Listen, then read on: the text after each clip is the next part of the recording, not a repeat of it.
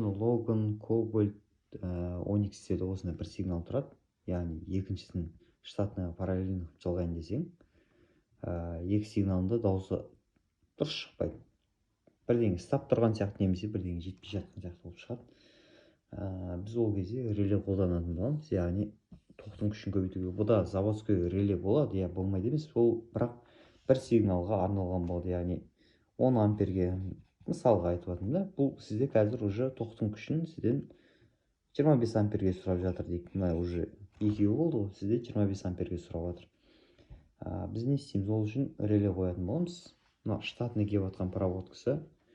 Содан біз мына жақта біреуінде плюс болса, плюс келіп жатыр ғой.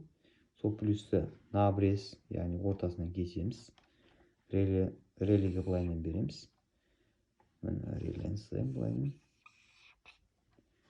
Так, бұл жер бізде 85 болады. Так, 85 деп алайын. Мына жақты 30, бізде 30-ды аккумулятордан алып келеміз уже 15-ік предохранитель арқылы. Сосын мына жерде бізде так 86 қалады. 86-ға біз масса беретін боламыз. Минус деп қоямын былайынан. Сосын мына кесілген жерден былайынан жалғайтын боламыз. Дәл осылай. Бұл 87 бізде. Яғни біз уже тоқтың күшін көбейттік.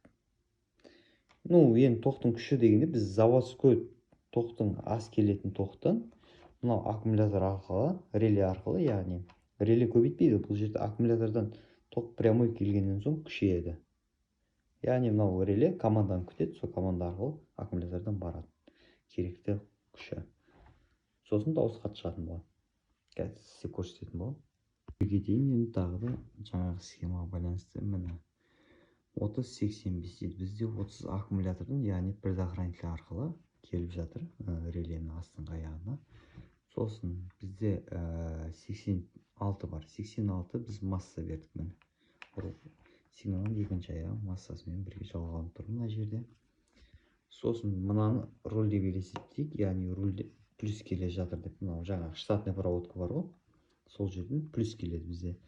Сол плюсті мен кнопка арқылы басқаратын боламын. Без фиксации, мынандай кнопка арқылы.